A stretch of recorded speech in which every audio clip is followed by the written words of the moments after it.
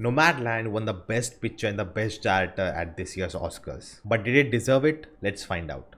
Hello guys, I'm Mona Prince and today we'll be talking about the Oscar-winning film Nomadland, directed by Chloe Zhao. This film is based on a non-fiction novel and it also won the Best Adapted Screenplay award at Oscars, starring Frances McDormand, who also won the Oscar for the Best Actress. Now I've said this before also, Oscars doesn't matter to me, but it does matter to the director, to the actors, to the team of the film, because it brings them recognition. And also, I got to know about the film because it was nominated and I watched it because it won the Oscar. Just imagine how many people would discover this film just because of that. And I think that's why it's good that Oscars exist, because it helps us find good cinema that we may not even hear about. The film is available on Disney+ Hotstar, you can watch it there. Now first, as an Indian, I do feel there's a disconnect, because at the core of it, it's a very US based film, because it's dealing with the issue which is very American based. With a big corporation shutting down and laying off the people, and with them struggling what to do next, specifically the older people, with some of them deciding to live in vans, roam around the country, which is logistically also not very possible in India. Or even if you consider the hippie culture, which I got to know more about in the film Into the Wild, all of this is not directly relatable to us. In India, we do have people retiring from the materialistic world, becoming a monk and a sadhu when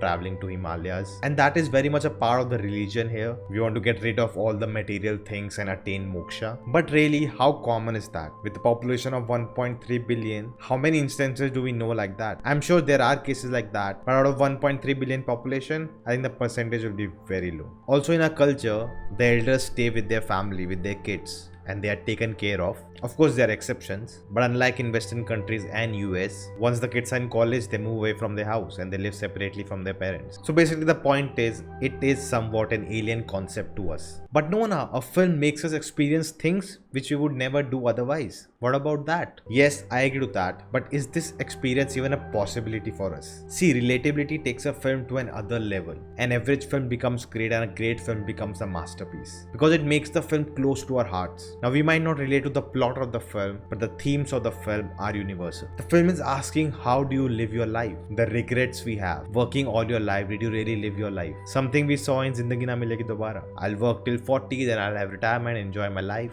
But who told you you'll live till 40? One thing I really love about the film is that it explores all the sides of, leaving your house, living in a van and roaming around the country. We see the struggle of it, we see the logistics of it, we see how lonely one can be, we see the effects of it on the person itself and the people around her. We see how her family thinks about her, how it has impacted her sister's life, and we see different perspectives about it through other characters in the film. See, at the end of the day, it's a journey to find peace, to overcome the regrets of not living the life, that you wasted your precious time with your loved ones. And those memories of the loved ones haunt you and also motivate you. I love this line from the film: what's remembered lives. There's also this point of house versus home. What is the difference between them? They call themselves workhorses, that they were running the rat race, following the capitalistic world, living by their rules, but now no more. And there are people who want to live in that capitalistic world. They find joy in it, but some don't. The idea is that humans were better as nomads. Just have to worry about the daily survival, that's it. Live one day at a time and keep moving around the world, explore new things. But I do feel there was a reason that our ancestors chose to settle down, to establish a civilization.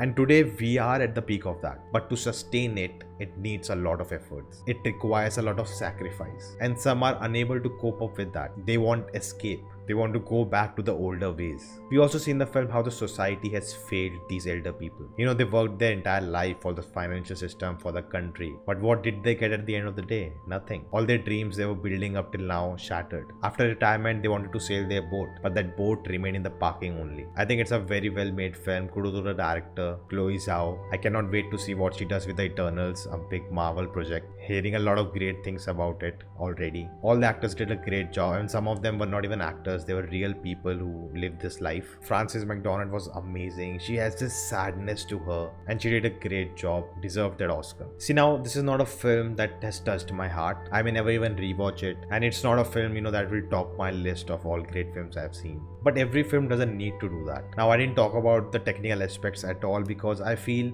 it's already talked about a lot. This film was nominated. Of course, all of it was great. Instead, I want to talk more about the theme of the film and what it's trying to say. So did this film deserve the Oscar? Does it matter? So guys, thank you for watching. If you like this, hit the thumbs up button, share this video, let me know in the comments your thoughts. If you haven't subscribed yet, check out the videos. If you like them too, do consider subscribing, and I'll see you next time.